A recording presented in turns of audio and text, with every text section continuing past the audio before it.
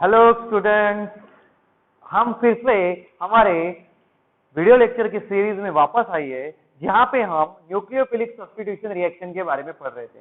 अब nucleophilic substitution की reaction के बारे में हमने कुछ चीजें अपने बुक में नोट डाउन कर ली थी, जो कि हमने पिछले वीडियो लेक्चर में देख लिया है। अगर आपने पिछला वीडियो लेक्चर अगर अभी तक देखा नहीं है तो प्लीज जाके उसको देख लीजिए, तभी जाकर आपको आगे वाला लेक्चर समझ में आएगा। फिर भी हम क्या करते हैं, थोड़ा सा उसको रिवाइज करके चलते हैं कि SN2 रिएक्शन में आखिर में होता क्या है। तो देखो, SN2 रिएक्शन में क्या होता है, व्हेन मिथिल ब्रोमाइड, ये देखो मिथिल ब्रोमाइड है, मिथिल ब्रोमाइड में ब्रोमीन इज मोर इलेक्ट्रोनेगेटिव, इसके ऊपर डेल नेगेटिव चार्ज, इसके ऊपर कौन सा चार्ज होता है, del positive charge.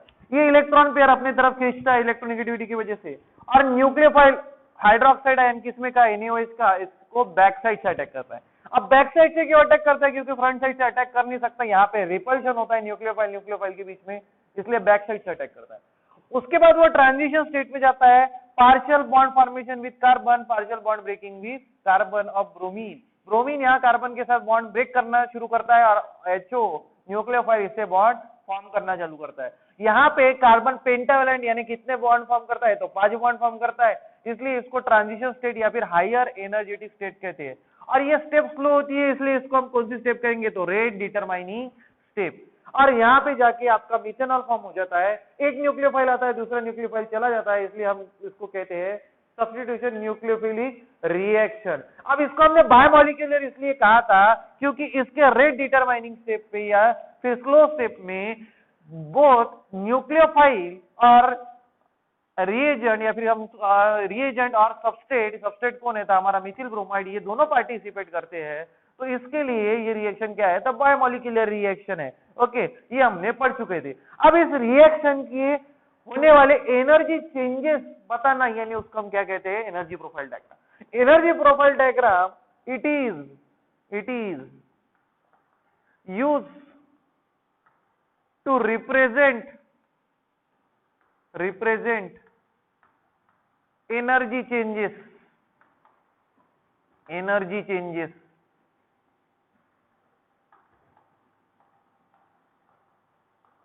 in a chemical reaction। किसी भी केमिकल रिएक्शन में होने वाले एनर्जी चेंजेस तो अगर किसी दिखाना होगा तो उसको क्या कहते हैं, तो एनर्जी प्रोफाइल डायग्राम कहते हैं। अब देखो, ये जो एनर्जी प्रोफाइल डायग्राम है, हमको पता है यहाँ पे दो एक्सिस होते हैं, एक होता है हमारा y एक्सिस, एक होता है हमारा x एक्सिस। ओके, ठीक है। अब देखो, अब जो आपका x एक्सिस है, x एक्सिस, इसके ऊपर रिएक्शन कोऑर्डिनेट दिखाए जाते हैं, रिएक्शन कोऑर्डिनेट। अब आप बोलोगे sir what is reaction coordinate, तो ये यहाँ पे जो आपका ये जो है, ये आपका क्या है, तो सबस्ट्रेट है। ओके, ये सबस्ट्रेट है, ये है आपका रिएक्शन कोऑर्डिनेट। ट्रांजिशन स्टेट, ये है आपका रिएक्शन कोऑर्डिनेट, और ये क्या है, तो आपका प्रोडक्ट। तो रिएक्शन कोऑर्डिनेट हमको क्या बताता है, तो रिएक्शन के डिफरेंट स्टेप्स बताता है। अब यहाँ पे पहले क्या था, सबस्ट्रेट था, बाद में क्या हो गया, वो किसमें कन्वर्ट हो गया, ट्रांजिशन स्टेट में हो गया, और बाद में वो किसमें कन्वर्ट हो गया, तो प्रोडक्ट हो गया। तो इन तीनों को कहा जाता है रिएक्शन कोऑर्डिनेट, जो हम कौन से एक्सिस पे बताएंगे, और एक्स एक्सिस पे बताएंगे, और वाई एक्सिस पे हम बताते हैं एनर्जी, वाई एक्सिस पे हम बताते हैं एनर्जी, या फिर उसको हम कहते हैं पोटेंशियल एनर्जी। पोटेंशियल एनर्जी कहेंगे उसको हम, कौन सी एनर्जी कहते हैं, तो पोटेंशियल एनर्जी। तो एनर्जी प्रोफाइल डायग्राम में रिएक्शन कोऑर्डिनेट एक्स एक्सिस पर, यानी सबस्ट्रेट, ट्रांजिशन स्टेट और प्रोडक्ट, डिफरेंट कंपोनेंट रिएक्शन के, वो एक्स एक्सिस पर, और इनमें होने वाली एनर्जी चेंजेस ही हम यहाँ पे बताएंगे, तो वाई एक्सिस पर। तो देखिए क्या होता है इसमें, हमारा जो सबस्ट्रेट है उसकी कुछ तो भी एनर्जी रहेंगी, पोटेंशियल एनर्जी रहेंगी। अभी आपका सबस्ट्रेट में इस तरह से बता देता हूँ, CH3Br। ओके, ये सबस्ट्रेट है। अब इसके बाद क्या होता है, जब OH नेगेटिव इसकी तरफ अप्रोच होता है, यानी इसके साथ बॉन्ड फॉर्म करता है, और कार्बन ब्रोमीन का बॉन्ड ब्रेक होना शुरू हो जाता है, तो कार्बन पेंटावेलेंट हो जाता है। पेंटावेलेंट यानी उसने कितने बॉन्ड फॉर्म कर लिए, 5 बॉन्ड फॉर्म कर लिए। और मैंने कल ही आपको बताया था, जब भी कभी एक बेंच के ऊपर 4 से ज्यादा 5 लोग बैठ गए कि समझ लेना वहां पे क्या हो जाता है, तो इंस्टेबिलिटी आती है, अनस्टेबिलिटी यानी एनर्जी उनकी बढ़ जाती है और एनर्जी बन जाती है। और मैंने कल भी बताया था कि ट्रांजिशन स्टेट ये हायर एनर्जेटिक है। हायर एनर्जेटिक इसलिए है क्योंकि ये कार्बन ने यहाँ पे 5 बॉन्ड फॉर्म कर रहा है, इसके वजह से ट्रांजिशन स्टेट जो है आपकी क्या होती है, हायर एनर्जेटिक होती है। तो हायर एनर्जेटिक होती है तो यहाँ पे इस डायरेक्शन में क्या हो रहा, एनर्जी इंक्रीज हो रही, तो इसकी एनर्जी हमको ज्यादा बतानी पड़ेगी। और यहाँ पे आपको बता देता हूँ, यहाँ पे हम रिप्रेजेंट कर देंगे ये वाला कंपोनेंट, यानी क्या, तो ट्रांजिशन स्टेट, ट्रांजिशन स्टेट ये रिप्रेजेंट करता है क्योंकि इसकी एनर्जी क्या होती है, ज्यादा होती है। अब प्रोडक्ट में क्या हो रहा है, तो CBr बॉन्ड ब्रेक हो रहा है और CH बॉन्ड फॉर्म हो रहा है, तो इसकी एनर्जी एकदम कम रहती है, रिएक्टेंट से भी कम रहती है, क्योंकि हमको पता है कि कोई भी रिएक्शन जब फॉरवर्ड डायरेक्शन में जाती है तो स्टेबिलिटी की तरफ बढ़ती है, और स्टेबिलिटी यानी लोअर एनर्जी, ये चीज हमेशा ध्यान में रखना। यहाँ पे लगे तो लिख लो, स्टेबिलिटी की तरफ हमेशा रिएक्शन बढ़ती है, और स्टेबिलिटी मीन्स लो एनर्जी, और अनस्टेबिलिटी मीन्स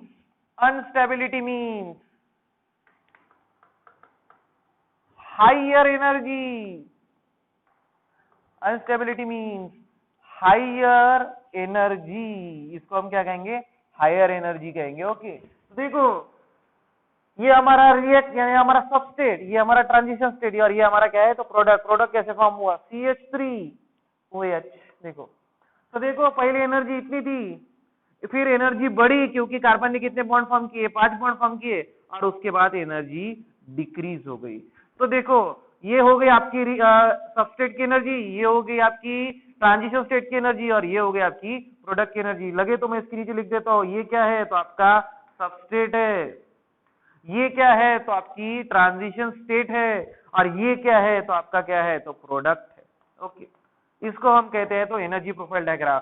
इसकी एनर्जी कुछ तो भी थी, बाद में एनर्जी इंक्रीज हुई और बाद में एनर्जी डिक्रीज हुई, इस रिप्रेजेंटेशन को कहा जाता है एनर्जी प्रोफाइल डायग्राम। अब एक चीज ध्यान में रखना, सबस्ट्रेट और ट्रांजिशन स्टेट, ये जो एनर्जी गैप है, ये दिस एनर्जी गैप, अब ये कौन सी एनर्जी गैप है, तो किसके बीच की, देखो सबस्टेट और ट्रांजिशन स्टेट के बीच की energy gap between substrate and ये क्या है, तो transition state is called as activation energy. उसको हम क्या कहेंगे, तो एक्टिवेशन एनर्जी भी कहते हैं, या फिर एक्टिवेशन एनर्जी की हम आपका प्रॉपर डेफिनेशन लिख लेते। देखो activation energy, activation energy is defined as minimum energy required to convert reactant into product is called as activation energy. उसको हम क्या कहेंगे, तो एक्टिवेशन एनर्जी कहेंगे। देखो यहाँ पे क्या हो रहा है, हमको सबस्ट्रेट या फिर हमारे रिएक्टेंट को प्रोडक्ट में कन्वर्ट करना है। अब इसको कन्वर्ट करने के लिए हमको ये जो एनर्जी गैप है, इसको हमको पार करना पड़ेगा। यहां से यहां अगर हमको जाना है तो ये जो हिल है इसको हमको क्रॉस करना पड़ेगा, और हिल जितनी लगने वाली एनर्जी, यानी देखो यहां से यहां जाना डिफिकल्ट है, एक बार वो यहां से पहुंच गया तो ऑटोमेटिकली वो किस तरफ चला जाएगा, प्रोडक्ट की तरफ चला जाएगा।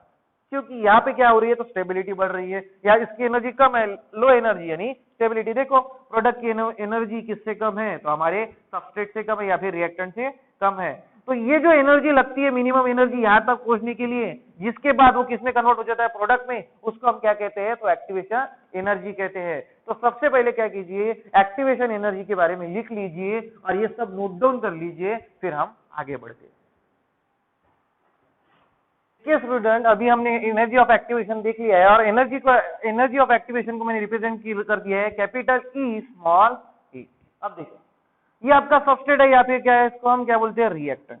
अब ये सबस्ट्रेट और रिएक्टेंट, इसके सबस्ट्रेट या फिर रिएक्टेंट और प्रोडक्ट, ये देखो ये जो एनर्जी गैप है ये मैंने अलग रिप्रेजेंट किया, ये जो एनर्जी गैप इसको कहते हैं enthalpy, change in enthalpy, change in enthalpy, या फिर उसको हम कहेंगे change in heat energy. It is represented by del H. तो देखो the difference between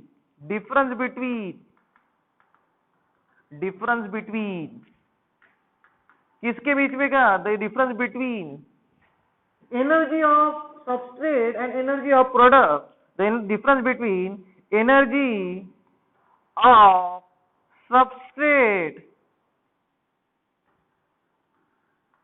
and energy of, देखो क्या है, product is called as change in enthalpy, is called as change in enthalpy, उसका हम क्या कहेंगे, तो change in enthalpy, and it is represented by del H, या फिर हम सीधे सिंपल लैंग्वेज में उसको कह सकते हैं चेंज इन हीट एनर्जी। अब देखो ये जो एंथैल्पी का कंसेप्ट है, ये एंथैल्पी का कंसेप्ट आपको थर्मोडायनेमिक्स में पढ़ने को मिलेगा, लेकिन तब तक हमको बस इतना समझना है कि हमारा जो सबस्ट्रेट या फिर जो हमारा रिएक्टेंट है उसके और प्रोडक्ट के बीच में का जो डिफरेंस है उसको हम क्या कहते हैं, चेंज इन एंथैल्पी, या फिर हम उसको किससे रिप्रेजेंट करते हैं, डेल एच से। अब देखो कभी भी एक चीज ध्यान में रखना, डेल एच की वैल्यू अगर निगेटिव होगी, डेल एच की वैल्यू अगर निगेटिव, यानी हीट एनर्जी वहां से रिलीज होती होगी, तो वो रिएक्शन होती है एक्सोथर्मिक।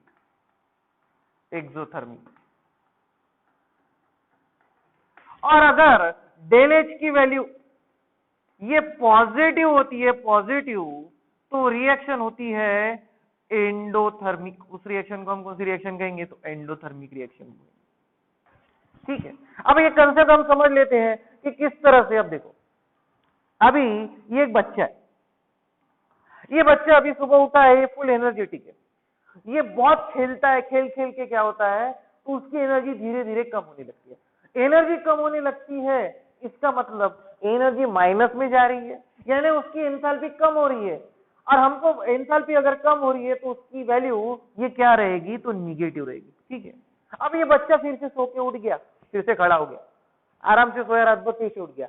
अब सोने के वजह से उसकी एनर्जी क्या हो गई, तो बढ़ गई। बढ़ना यानी कौन सी साइन, पॉजिटिव साइन। तो ये चीज हमेशा ध्यान में रखना, कम होना यानी कौन सी साइन, निगेटिव साइन, बढ़ना यानी कौन सी साइन, तो पॉजिटिव साइन। अब देखो यहाँ पे क्या हो रहा है, यहाँ पे इसकी एनर्जी ज्यादा है, इसकी एनर्जी कम हो रही है, और जिस रिएक्शन में एनर्जी रिलीज होती है वो रिएक्शन कौन सी होती है, एक्सोथर्मिक। देखो हमारा जो ये है सबस्ट्रेट या फिर रिएक्टेंट, इससे प्रोडक्ट की एनर्जी क्या हो रही, तो कम हो रही, या इस तरफ इस डायरेक्शन में एनर्जी क्या होती है, इंक्रीज होती है, इस डायरेक्शन में एनर्जी क्या होती है, तो डिक्रीज होती है। तो यहाँ पे एनर्जी डिक्रीज हो रही है, और जिस केमिकल रिएक्शन में एनर्जी रिलीज होती है उस रिएक्शन को हम कौन सी रिएक्शन कहते हैं, तो एक्सोथर्मिक रिएक्शन। अगर इसमें एनर्जी अगर बढ़ती होगी, रिएक्टेंट से प्रोडक्ट की एनर्जी अगर बढ़ रही होगी, तो देखो जिस रिएक्शन में एनर्जी हमको देनी पड़ती है कंप्लीट होने के लिए, उसको हम कौन सी रिएक्शन कहते हैं, एंडोथर्मिक रिएक्शन। लेकिन देखो यहाँ पे क्या हो रहा है, तो सबस्ट्रेट या फिर रिएक्टेंट से हमारी एनर्जी कम हो रही, इसका मतलब ये कौन सी रिएक्शन है, तो एक्सोथर्मिक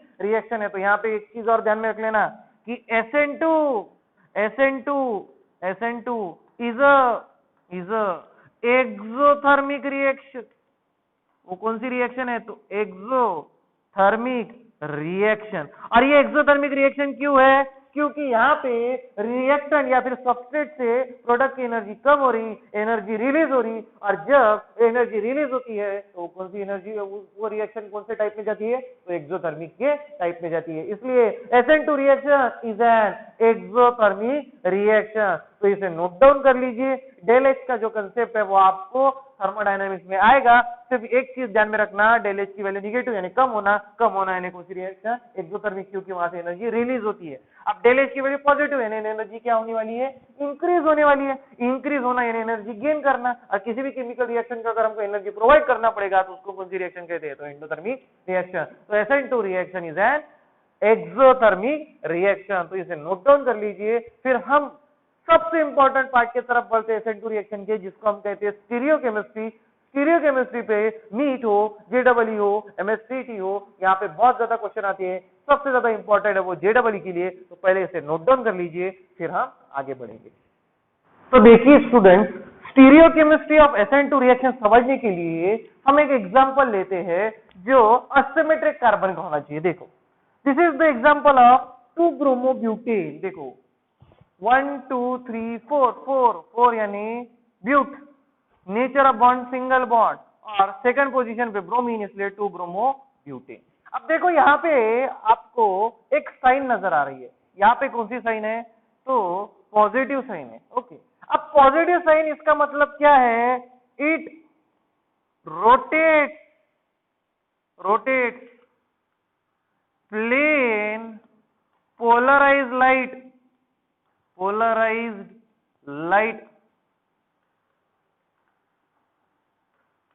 क्लॉकवाइज। और ये सब मैंने आपको पढ़ा है। जब आपने इस कंपाउंड के ऊपर अगर प्लेन पोलराइज्ड लाइट डाला तो ये प्लेन पोलराइज्ड लाइट को कैसे रोटेट करता है, तो क्लॉकवाइज रोटेट करता है। अब देखो, अब यहाँ पे मैंने इसको NaOH के साथ ट्रीट कर रहा हूँ। NaOH के साथ ट्रीट करने के बाद Na positive, OH negative. OH negative आपका क्या है, तो न्यूक्लियोफाइल है। अब देखो न्यूक्लियोफाइल यहाँ पे एक तो यहाँ से अटैक कर सकता है या फिर इसके बैक साइड से अटैक कर सकता है। अब देखो कार्बन ब्रोमीन में हमको पता है कि ब्रोमीन इज मोर इलेक्ट्रोनेगेटिव, इसके ऊपर डेल निगेटिव, इसके ऊपर डेल पॉजिटिव।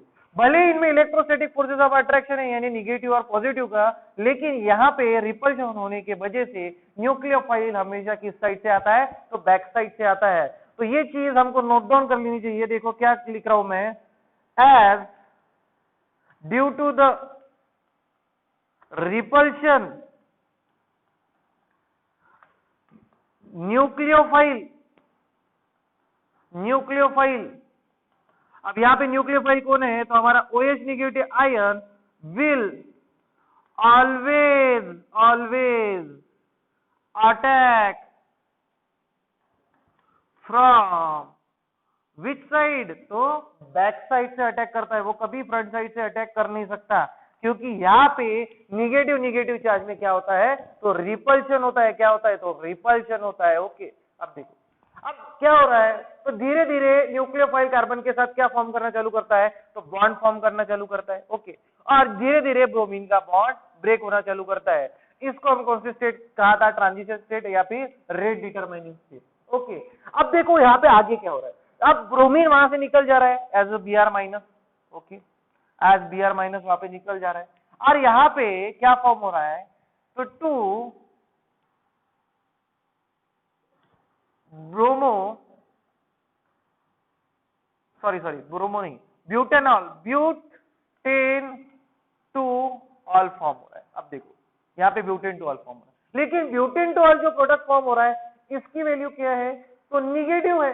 निगेटिव है यानी इसका मतलब ये प्लेन पोलराइज लाइट को कैसे घुमा रहा है, तो एंटी क्लॉकवाइज घुमा रहा है। Plane it rotates plane polarised light in anti clockwise direction, कौन से डायरेक्शन में घुमा रहा है, तो एंटी क्लॉकवाइज डायरेक्शन में घुमा रहा है। ओके, यानी यहाँ पे आपको क्या समझ में आ रहा है, तो हमारा जो सबस्ट्रेट है, जो ऑप्टिकली एक्टिव सबस्ट्रेट है, वो पहले प्लेन पोलराइज लाइट को क्लॉकवाइज घुमा रहा था, बाद में वो कैसे घुमा रहा है, तो एंटी क्लॉकवाइज घुमा रहा है। एंटी क्लॉकवाइज घुमा रहा है, इसका मतलब वहां पे क्या हो रहा है, तो इन्वर्जन हो रहा है। आप यहाँ को इस तरह से भी देख सकते हैं, देखो यहाँ पे हाइड्रोजन कार्बन CH2 CH3। अब इसको अम्ब्रेला की तरह कंसीडर करो, ये मैं समझता हूं कि ये अम्ब्रेला है। अब छाता आपको पता है, छाता, अब जब आप इसको न्यूक्लियोफाइल से ट्रीट कर रहे हो तो आपकी छाता का जो है, ये छाती की ये देखो छाता इन्वर्ट हो गया। अब इन्वर्ट होना यानी कैसा, अब बारिश के समय में पहले छाता ऐसा है, अगर इसके नीचे से हवा घुस गई तो छाता कुछ इस तरह से दिखाई देना चालू हो जाता है। पहले वो इस तरह से दिखाई दे रहा था, देखो इस तरह से दिखाई दे रहा था, अब वो उल्टा हो गया। उल्टा हो गया यानी वहां पे क्या हो गया, इन्वर्जन हो गया। तो यहाँ पे देखो इसकी छतरी पहले इस डायरेक्शन में थी, अब इसकी छतरी क्या हो गई, इस डायरेक्शन में हो गई। यहाँ पे इसका साइन भी बता रहा है, ये पहले कैसे घुमाता था, क्लॉकवाइज, यहाँ पे वो कैसे घुमा रहा है तो एंटी क्लॉकवाइज। यानी SN2 रिएक्शन में due to the back side attack, ऐसा क्यों हो रहा है, तो ये बैक साइड अटैक की वजह से हो रहा है। Due to the back side attack आपका जो ऑप्टिकली एक्टिव सबस्ट्रेट है उसकी कॉन्फ़िगरेशन क्या हो रहा है, तो इन्वर्ट हो रही है। पहले वो क्लॉकवाइज घुमा रहा था प्लेन पोलर लाइट को, अब कैसा घुमा रहा है, तो एंटी क्लॉकवाइज घुमा रहा है। तो मैं यहाँ पे एक स्टेटमेंट लिखता हूं, तो due to the back side attack of nucleophile there is a inversion in configuration